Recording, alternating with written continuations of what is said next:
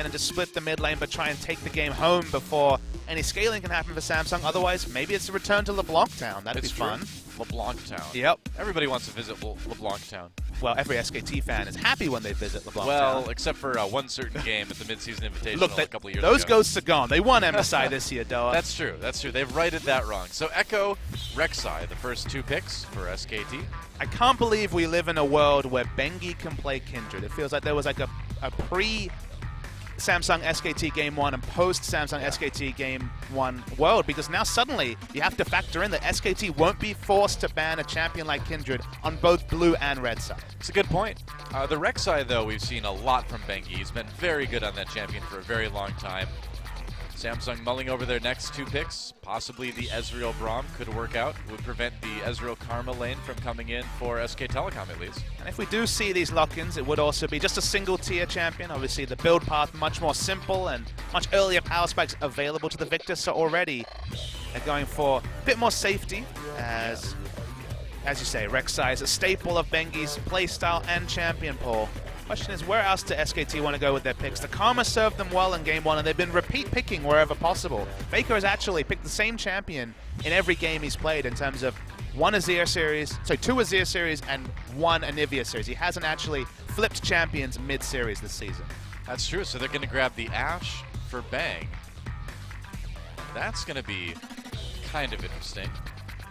He's not a noted Ashe player, but of course his Ashe is going to be just fine. It's Bang is the one who's really expanding his straps. With Ezreal taken away, he's looking for initiation from the AD carry role, so a bit more utility flavor for Bang, who's of course much more known for the Lucian or hard carry performances, at least recently. It's true, we may actually see Lucian fall all the way through picks and bans this time, which is a bit surprising. Now, if they lock in this Karma, which it looks like they will, that can be flexed. That may not actually be a mid lane pick. We'll see. On the red side, of course, you're behooved to do that because you do have a last pick for Faker if needs be.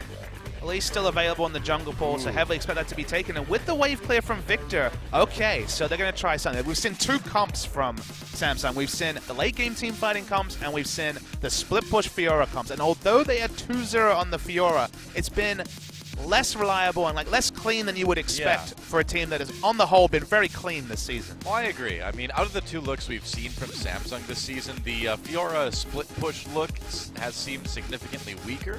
They haven't been able to play around the Fiora that great. So to go for it in Game 2 against Samsung, or against SKT rather, pretty bold. And it looks like they may just send that Karma to the mid lane and give Wolf Nami again. He was fantastic on that Nami in Game number 1. But there's the Zyra switch. We've seen Zyra once this season already, but I think, yeah, the Nami locked in makes a bit more sense. Maybe Wolf giving a preview of what SKT's got going if we go to a Game 3. I mean, it's worth noting, Ashe Zyra, one of the most famous duo lanes. Cloud9, we're playing a lot of that in Season 3. It still has that value because Zyra can control space in front of Ashe, so good disengage pick. In his career, Bang is 2-0 on Ashe, which, given how many games he's played, for example, he's played 65 games of Ezreal, 50 games of Lucian, 2 games of Ashe, one of the oldest AD carries, lets you know that this is definitely kind of off-the-ball pick for Bang. Yeah. We'll see how his arrows are. I would imagine they're probably going to be pretty good. All the AD carries that have been around a long time have always had that Ashe training from years past. Yep, from the tutorial stuff, of course, yeah. Build that Thornmail on Ashe as fast as possible. That's right, gotta get that Thornmail, man, so those minions hit themselves back. Another so game powerful. Where SKT have double teleport as well, with Karma riding the teleport. Crown will be taking Cleanse to deal with Ashe. Viktor wants to wave clear in the front line, so Cleanse is a necessary thing the moment you see Ashe locked in. Very true. And so there you have it, the compositions for game number 2. Samsung going for that split push Fiora yet again. We'll see if they can make it run a little bit smoother than we've seen it run before. Split push Fiora against double teleport is going to be tricky to pull off. So yes, it will. We'll see how Samsung can do it. Again, they haven't been clear in this comp, but they have won with it so far. That's true. And so here we go. Samsung with a chance to tie it up, send it to game 3, keep their match win streak alive. SK Telecom looking for the 2-0. Let's get in the game and see who takes it.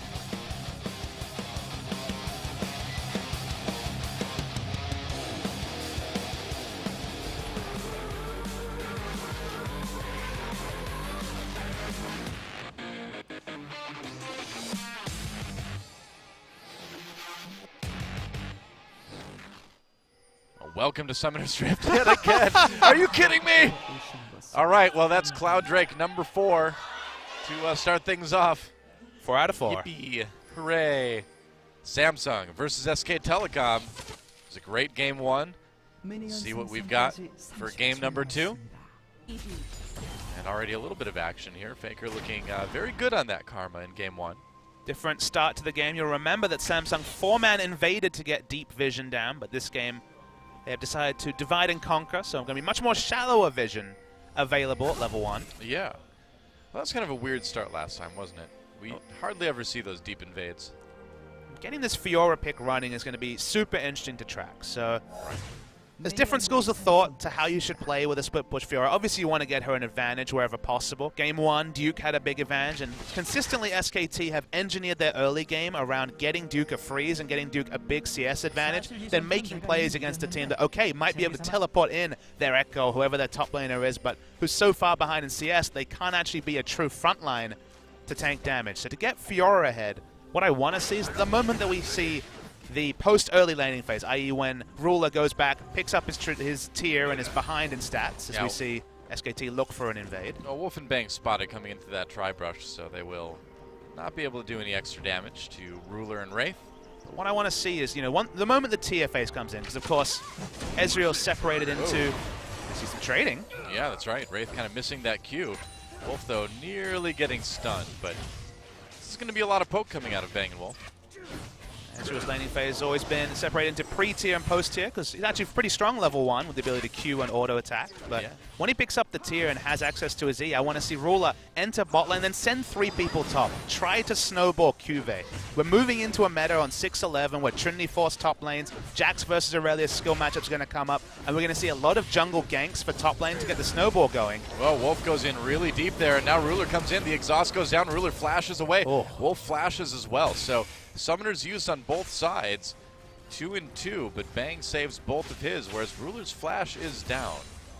Just the idea of a Fiora in a few minutes having both Braum and Elise gank the lane should secure a kill. Fiora will always outscale Ekko in the 1v1. The item purchases, the all-in is what has always been considered a lane counter for Ekko is the Fiora, but pulling off these Fiora comps, as even Samsung has shown this season, can be very tricky to do as the game rolls on. Well, here comes Ambition, and yeah, that's a ward they really need. Unfortunately for Wolf, he's going to see Ambition right there. Can they get him with the Cocoon? Wolf has no flash right now. Wolf in big trouble. I think they may just have to give up this first blood. Teleport coming in for SK Telecom. First blood does go over to Ruler, but Wraith very low, locked up by Faker. There's a kill for Bengi, and they're keeping going with this. Ambition, though, under turret. SK Telecom thinking about a dive now. Bengi and Duke looping around from behind. Faker's here as well. They've invested 2 teleports. If this goes even, it's actually a massive win for Samsung.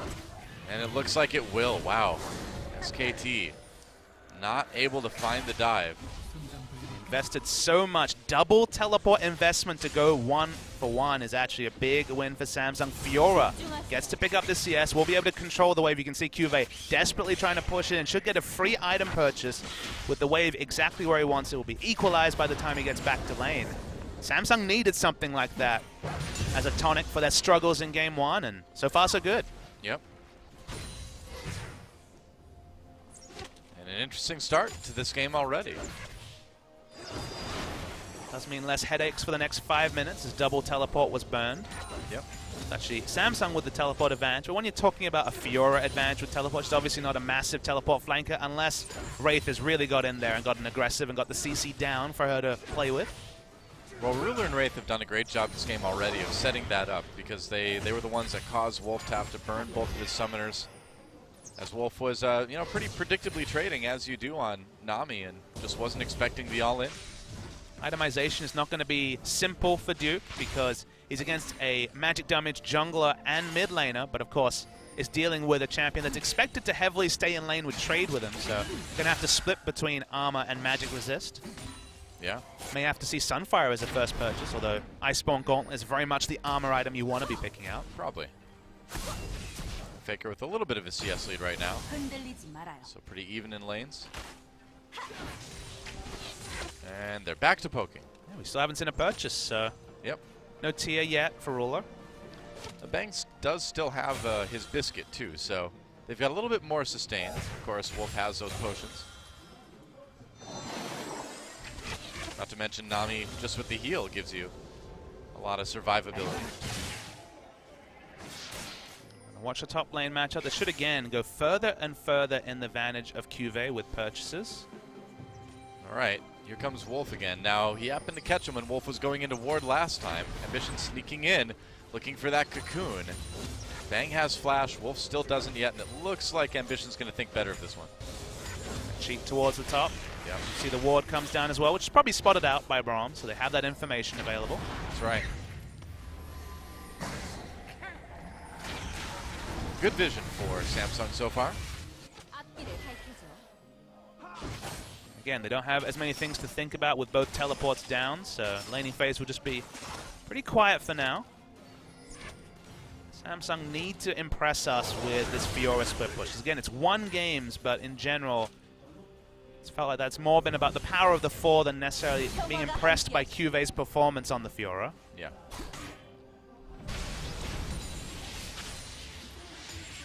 Well, the ult's still there, I guess. I guess it just dropped it on the minions to push. Yep.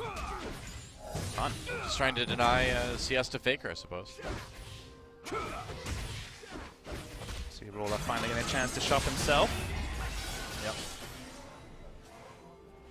Well, it's probably going to be a little bit of a lull for now. But Samsung looking good in the early parts of this game. If Samsung can actually pick up the first Drake, that'd be massive for them. It's only Cloud, but don't want to allow any free Drake stacking because you often get into a lot of scenarios when you run these Fiora comps where you prioritize Fiora taking a turret for a Drake. So you're inevitably in the mid game going to give up Drakes to try and get those structures, specifically inner and inhibitor turrets wherever possible. So if you can get a couple early to stop there just being exclusive Drakes on the side of SKT, and that's really big for Samsung, but obviously not trivial to do once again against double teleport. All right, Bengi with the red buff. I wonder if they can put any pressure onto CuVee. Seems unlikely. Also has his summoners up and is a slippery champion. You could invest everything. You know, if you send 3 members top, then I think there's a good chance of taking it down. But and teleport almost back to Faker now. So SK Telecom is kind of out of the woods when it comes to the TP advantage.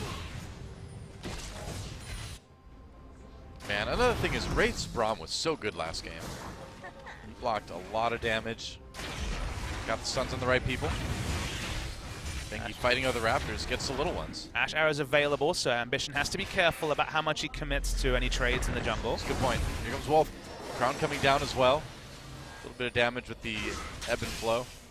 But this is what I want to see. Now that you can have Ezreal just sit back, snipe minions, got Jhin and Tyr, it should open up Braum to do some roaming. It's one of the reasons why Ezreal is such an attractive AD carry pickup is he's so damn safe in lane. He can make plays around the map. Speaking of plays. All right, teleport coming in onto SK Telecom. Canceled by CuVee. Duke still has his TP though. Suddenly. And yeah, you've got to wonder if Bang is trying to line up a Ashe ultimate right now. I mean, this is exactly the time. There is no way for CuVee to make it over unless he commits very early. So suddenly, this is the flow-on effect. When you see that teleport cancelled, Bengi can counter jungle as much as he wants because he knows there will be a numbers advantage unless you see Crown invest his time, instead of clearing minions, to help Ambition just pick up his second red. Yeah, very true. Bengi walks up to try to take the red buff, gets it. Ambition has to flash over the wall. There's a flash from Faker. They're going to catch Ambition, and they're going to get it. Nice knock up from Bengi. Secure that one. Bang throwing the arrow in somewhere else in the meantime, maybe just to slow up the support that Ambition was going to get from his teammates. And now they may have caught Wraith. No, not quite, it looks like. Crown doing a decent amount of damage on that Viktor. So this is the first big macro error we've seen from Samsung this series. The moment their teleport is down, give up the red buff because you see the flow-on effect. They were always going to lose the trade around red because of the numbers disadvantage, and then bot lane gets zoned off their turret, and then more objectives and more aggressive wards go down, and now double TP has aggressive vision and wards to be able to get into the enemy jungle. Bang! All right, well, I was optimistic. I mean, it was a good. I appreciate it. It was bloodthirsty, so I like it, but you can't hit them all. If you give up your red buff, you will not see as many advantages go over to SKT. But they get the red, they get some extra CS onto their bot lane, they get the Drake as well, and suddenly things open up for SKT. They really have. And getting that Cloud Drake And even that play from Wraith, I mean, it does show a bit of desperation already creeping into the Samsung players. He needs to be careful here. Only at 400 health. Jhin and ultimate available for Duke.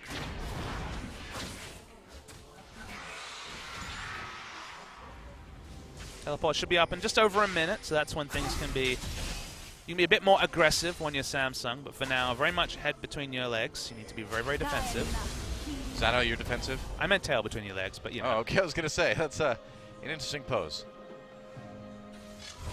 Not sure how safe it'll keep you. I'm surprisingly maneuverable. So. Wow, that is impressive.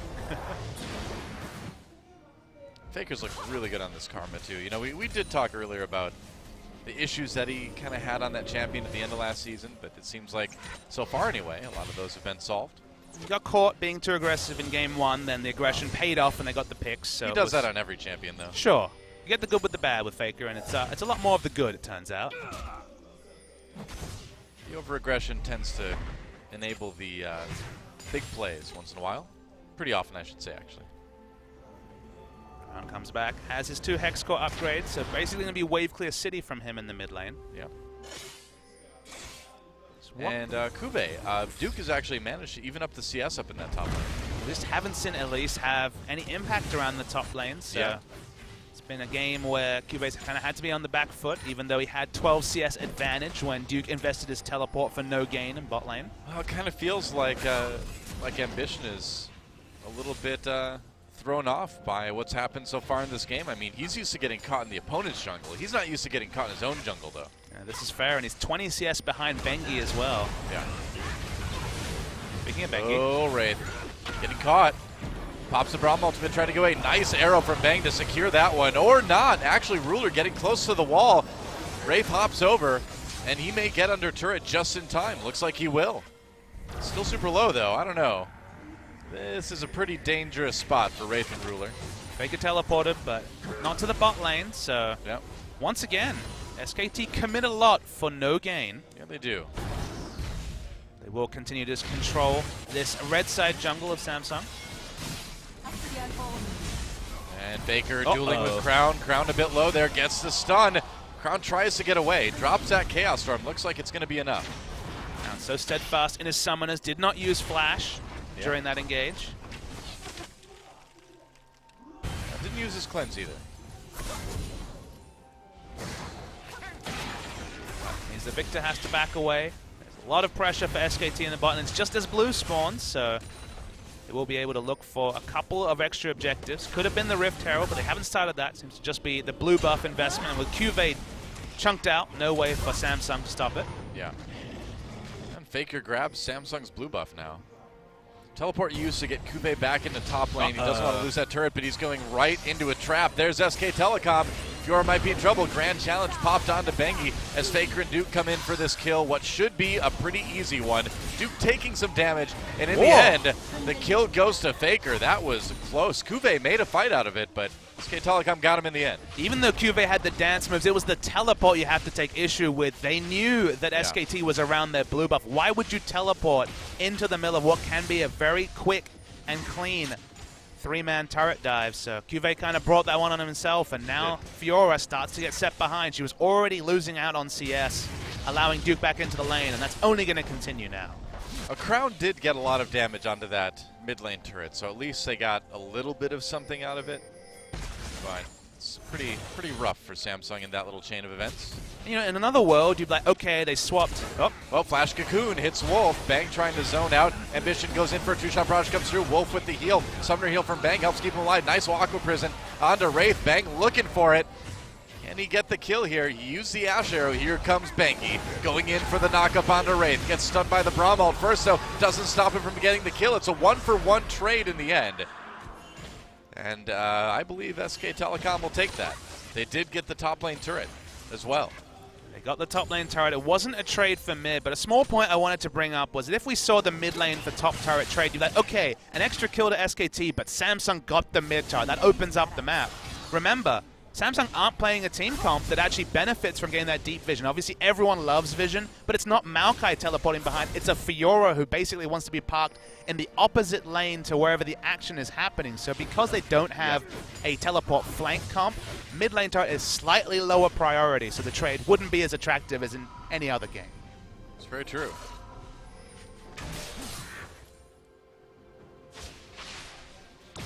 Gold lead still only small, was basically in the same spot in game 1 as it is in game 2. Yep. And Samsung making this game competitive. They're, to their credit, they're certainly not rolling over and dying like we see a lot of other teams do in their second game versus SK Telecom. Even if this ends up being a 2-0, it was still a pretty good performance from Samsung. It's been competitive. There was no guarantee that it would be. Yep. So it being competitive so far is a good thing. Very true. I mean, and Samsung, after this series, no matter how it turns out, has a lot of season left to improve. Will be equal second, I believe, at that point. Faker just loading the damage onto CuVee in that top lane. While he can trade very well with the Ekko, the Karma is a different proposition for CuVee on the Fiora. Doesn't have any magic resist, so even with the sustained extended trades with Karma going to be just fine for Faker. And another Cloud Drake, why not? Why not? Just all Cloud Drakes today. It's a Cloud Fiesta. I guess so. It is a Cloud Fiesta, that's absolutely right. Sadly not a Crown Fiesta just yet. Not yet, not yet. Maybe later. How about another one? Yeah! Oh, wow. Triple Cloud. Well, at least Samsung got that one, so that is one for each side now. Now both teams can get to mid lane 0.5 seconds faster. Yay! What a buff! Oh, Crown able to take the blue though. Cocoon onto Bengi as he comes in. SK Telecom thinking about collapsing. The teleport bringing Faker down to the bot lane. There's a tidal wave from Wolf. It does slow up. Wraith and Ambition. Ambition already very low. Ruler caught completely by Faker and Bang. That's going to be 2 kills as Ambition falls. And now the jump immediately onto Crown. Duke going for it. Misses that parallel convergence. But Crown still on the run. Can Wolf catch him? Duke taking a lot of damage. Crown's turns. Duke just ults back for a bit more health. Just like game 1, though, this is when CuVee has no teleport. Double teleport available, only one required. Duke takes a lot of damage. Whoa, gotta be careful. Crown going in. Does he get it? He does.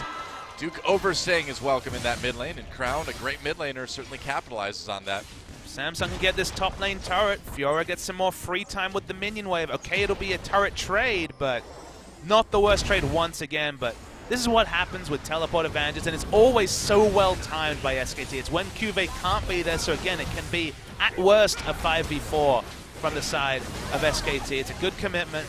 They get the 2 very quick kills. They don't get the 3rd, though, and after this ends up being a 1 for 2 with Fiora getting a bit of free wave time and pushing in top lane turrets. So, advantage SKT, but only slightly. Yeah.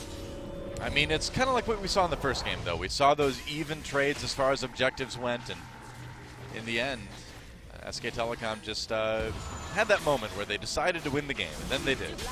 Very, very quickly. It was pretty much the moment where I said it was going to be a longer game. I think that was the key right there. He talked about the average game time increasing, and then 2 minutes later the game was over. I know, yeah. The caster curse is real. It is. It is. I'm not even going to make a prediction about this one. Who knows? Fiora's item build should actually do pretty well against Duke. Obviously not got the Black Cleaver just yet, but that will be the completion of the 2nd item. And it's a different team comp to game 1. Samsung have reliable wave clear. They have a team that can maneuver away. Cleanse means that Viktor can walk up, wave clear, even with the threat of the Ashe arrow. So when that cleanses up, their ability to hold waves while Fiora split pushes is actually pretty solid. True. If the mid turret stays up and we can't see the teleport flanks from Faker like in game 1, that should be the big objective for Samsung, is keeping this mid lane turret up as long as possible. You know, the other thing to consider here is that Duke, has had to build a lot of armor against CuVee's Fiora, and so that means that Crown, like we saw in that last fight, able to do a lot of damage to him. Faker comes in onto Crown, forcing the flash as Bengi looks for that knockup. So 1 summoner down for SK Telecom. Objective to take in the bot side of the map. Again, they really want this mid lane turret. But the hold and the pathing from Ambition has been good. You can see the turret basically at 90% HP. Yeah. Duke wants to get frisky here. Does he now? They have Ashe, Arrow, and of course the parallel convergences. Yep, just a zoning ult. Yeah, just going for the wave clear. And that's going to prevent the dive from SK Telecom. Faker's still using his shield to do some damage to the turret. I've never seen the Viktor ult be used with no intention of hitting a minion wave, but with the changes you can do that. Oh, Bengi onto Ruler. Ruler arcane shifts away. Remember, he has no flash right now. Still has that summoner heal, but it's not going to be enough. Doesn't even bother popping it. He knew he was going to go down. And SKT just finds another pick. And that's been a problem for Samsung. Yeah, the teleport from CuVee was actually really bad. There was no chance he'd get there fast enough. He obviously didn't respect the fact that 3 members could be roaming there, so no way for him to force anywhere near an even trade. So that's another summoner wasted on the side of CuVee. Yep. It's pretty aggressive, remember. Yeah, Fiora's backing at this point. This is a classic ambition here. Going into enemy jungle, he gets away with it. He takes the red buff. But that's a situation where we've seen ambition die a lot in the past. Wait, Bengi has a Tiamat. Whoa. He's actually building damage on this. He's going to go for the Titanic Hydra. He doesn't have a Sight Stone on Rek'Sai at 21 minutes. I like it. He's getting aggressive. He's changing it up. This is literally never happened before. He has no Sight Stone and no Tracker's Knife. Bengi's going damage. Our little jungler is growing up. He's going damage. Ah, yes, the little jungler evolving after 2 world championships. Yep. 2 wasn't enough. He's got to find his final form for the 3rd. Didn't catch who got the smite there. I believe it was Ambition. That makes sense. Yes, smite on cooldown. Yep, I think he got it. And Dragon back up in 40 seconds. But again, it's another Cloud Drake, so who really goes? Oh, Ruler caught again. There's the Arcane Shift. Flashes. That summoner's down again. Nice Aqua Prison by Ruth. Wraith comes in to try to save him. And Bengi, ooh, wow, taking a bit of damage. See, Bengi's not used to being forced to turret dive with damage. If that was Sightstone Bengi, you don't even consider going for the turret dive. But I realized that I tried to say Ruler and Wolf at the same time, and it said Roof. that didn't work. I guess if Bengi knocks up Ruler, he raises a Roof then. Saved it. There we go. Oh boy. Oh bang. But I mean, that's another, both summoners down for Ruler, and he has had a really hard time farming at this point. He just can't go forward. Ambition forced to flash away from that one. Flash is getting blown left, right, and center. CuVee has his teleport back in about 25 seconds. Yeah. No one spotted the pink wards. That's a bit of extra vision for Samsung. Suppose. Interesting to watch these trades in top lanes pre-Black Cleaver, but you can see CuVee's health bar seems to be going faster down than Duke. Oh yeah, no kidding. Duke actually doing really well against CuVee, getting the flash, and Duke takes him out 1v1. That Fiora, or that Ekko rather, doing work on the Fiora. Gone full armor build, even gone for the Ninja Tabi, and allows him to get the solo kill. CuVee didn't find a time to shop because he didn't have Black Cleaver gold. On the other side of the map, it's going to be Dragon over to SKT. Yeah, that's their second Cloud Drake, and oh, I didn't see what the next one was. Oh well. Ooh, Faker getting hit, taking a lot of damage actually. There's a shield, dodges a true shot barrage. Wolf helping him stay alive with just a little bit more speed boost and health from that Nami. Wraith looking for Faker. Yeah, Duke this whole time was just wailing away on the inner turret. Didn't get a lot of damage on him. We can't actually confirm the value just yet. Nope, scoreboard's going to cover that. Oh well. SKT coming in. Ruler takes a big shot. There's the Ashe arrow. Can they capitalize? Nice block on the tidal wave from Wraith, but Ruler is so low. He'll survive, but just barely. Ambition getting the kill onto Wolf. In response, that's a double kill for Ambition now. And SKT diving a little bit too deep there. Whoops. Bengi's play with Titanic Hydra is hilarious because you can see that he knows he needs to be more aggressive than he usually is, but he's baiting himself into really bad scenarios. He's like, this is where I fight now. This is what the damage junglers do. I will copy them. That's right. I must go and kill them. But it was a great arrow from Bang, threading the needle, and that block from that block on the tidal wave from Bengi or from Wraith rather really turned it around. Oh, Bengi, never change. He's trying to change, but never change. He's doing good. It's cute. Hey, CuVee. Yeah. CuVee looking okay on that Fiora, unless it's a 1v1 against Duke. The items just pile on now, able to build magic resist Duke, because he already has his armor core down. And there's no one really to tank the frontline damage from Here Faker. we go. Duke coming in, TPing in behind Ruler, and again, Ruler with no summoners, just had Arcane Shift. The arrow misses, doesn't matter. And another kill for Bang as Duke keeps him slowed up with the parallel convergence, keeps him stunned. Bengi's like, I have to fight, I have to clear the minions. Maybe we're finally seeing the rookie tendencies show for Ruler in what is now his 10th game at the competitive level, because he's been shadowed by SKT. Wherever he's gone, we've seen multiple members rotate through that lane and pick him off. You usually think it's the Fiora that gets shadowed, but it's been all about the Ezreal. Oh, CuVee takes out the turret, pops the grand challenge onto Bengi. Here comes Duke. Can he save his jungler? He can. Bengi stays alive. Duke barely getting there in time, but I think you're right about Ruler. I mean, he's been such a great AD carry, but SK Telecom have definitely employed the pick on the new guy strategy in this game, and it shows. Ruler's been caught many times. Every time he looks for farm, because remember, he's 50 CS behind his opponent, so he's been rotating to find farm to stay competitive. It's just the SKT knows that, so the next step is to be to head him off wherever he enters lane. Yeah. And result has been a growing CS discrepancy, and wherever Duke goes seems to turn to gold this season, as we look really good. Getting a solo kill in an unfavored matchup, a considered counter matchup of the Ekko. Oh, we've seen this before. Faker chase out of lane by the Chaos Storm. Wolf there to save him. It's surprising how effective the opening with Chaos Storm has been working. Oh, True Shot Barrage! Nearly kills Faker. Ruler, I mean, you can talk about this guy being a rookie, but he is on point when it comes to those ultimates. I mean, his teamfight mechanics have been outstanding. It's just getting caught around the map. It's just the sort of stuff you can't practice in solo queue. It's those team macro rotations where he's been caught out a little bit this game. Very true.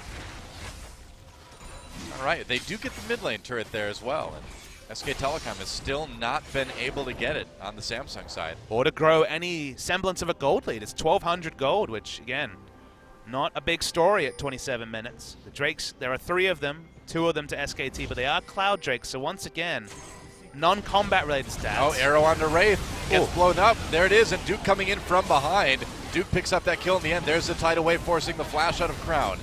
SK Telecom, they really want this mid lane turret. They will take it. The Ashe is such a great answer to something like a Fiora, because Fiora wants to split push, and they've got the engage they need from the AD carry role. Yeah. And it's allowing them to force things where other teams kind of had to watch as Fiora took turrets. A cocoon on to Bengi. He's going to cancel the recall from Bang as he turns around to try to help out his jungler. In the very near future, we need to see a tipping point where CuVee is able to 1v1 this Ekko, because if it doesn't happen, he's going to team fight worse than a Fiora, than an Ekko. That's just the reality of the Fiora pick. And the 4-1 strategy goes out the window, and suddenly SKT really have the measure of this game. Yep. So right now, Duke's deciding it for the side of SKT. Well, Bang's Ashe arrow almost back up again. Looks like he's going to recall first. Feels like you have to get QSS on multiple members of the 4-man crew. Obviously not Crown as he has Cleanse, but QSS is the only way that this 4-man group can actually push. Otherwise, they just kind of have to watch and respect the arrow from Bang. Well, they're pushing now. Here comes Bang, though. They do have to back away, you're right. Duke looking like he wants to come in from the side. Couldn't find the angle. Good zone from Crown on that gravity field to keep him out. Another recall from CuVee. Let's see what he buys. 30 seconds until the next dragon, and or Drake rather, and we don't know which one that is yet. Right, unlikely to be the Cloud Drake. So you say that, but I'm hopeful, Doa. We'll see. We'll see. Karma just split pushing in top. Both teleports are up for SK Telecom. And pings go down from Samsung. They really want this next Drake, whatever it is. It's going to be the Bloodthirster. So sticking with the same build as CuVee. Yep. That's right.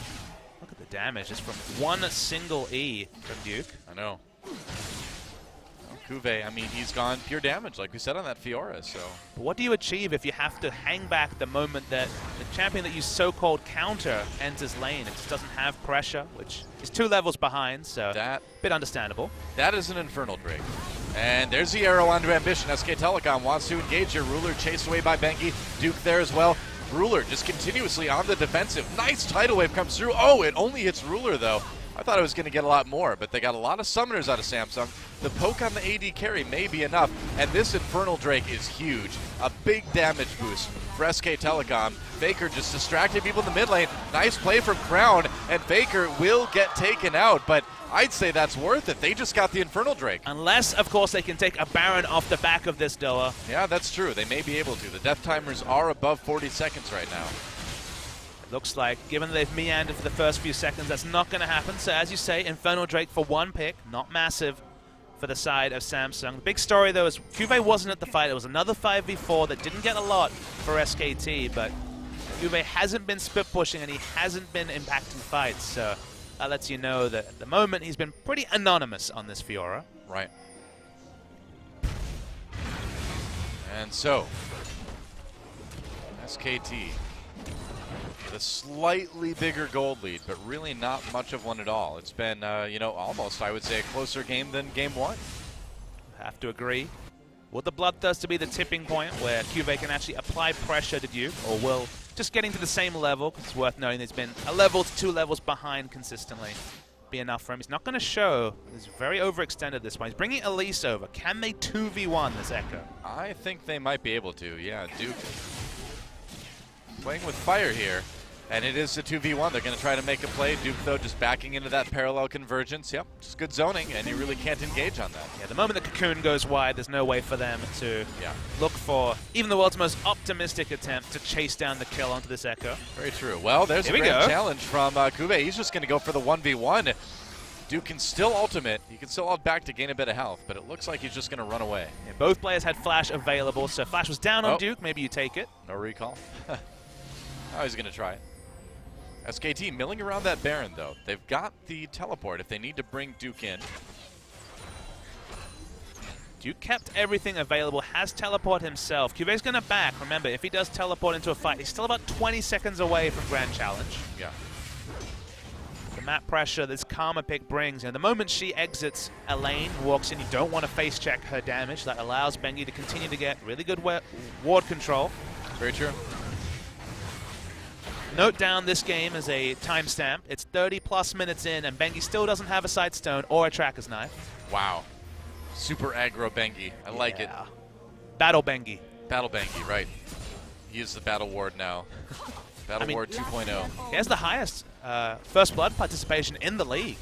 Yeah. So his bloodthirstiness has been noted already. Well, it's weird. We see Peanut only building Tracker's Knives and Sightstones, and then we see Bengi, the one getting aggressive now. It's a weird and wonderful world we live in. Wow, SK Telecom, there's no vision right now for Samsung, so they are going for this Baron. And so far, Ambition checks it, gets caught with the Ashe right away. Ruler goes away right into Duke. Duke with the parallel convergence, a huge stun, and SK Telecom may have found their fight.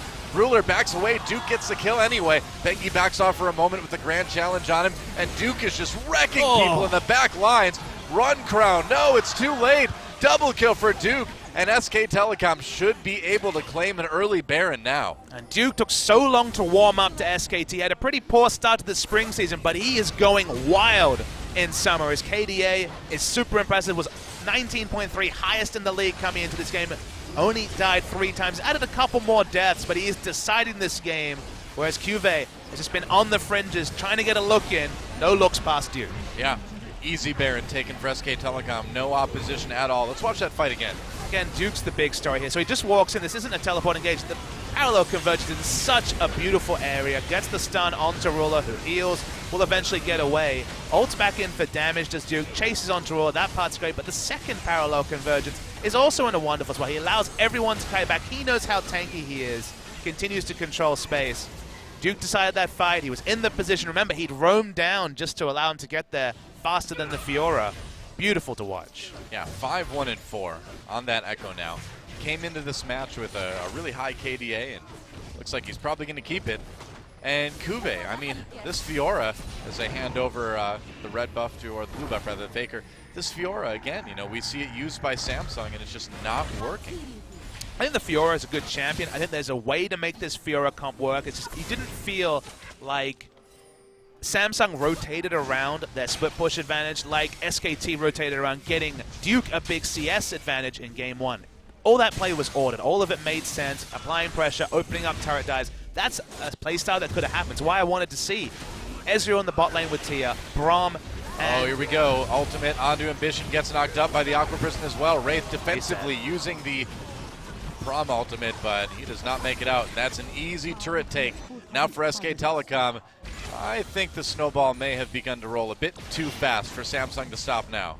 The team effort to set up Fiora's split pushing success, and they did not get a team effort from them, and now look at Duke, he's just added a Guardian Angel casually. Yep, pretty much, and Bengi just casually takes that tier 2 turret in top lane. SK Telecom looking like they are getting ready to end this one.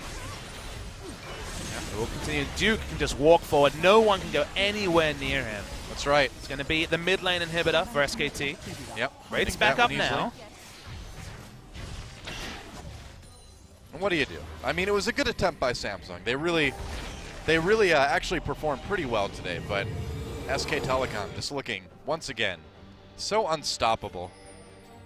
You really wonder when this team is ever going to run out of momentum.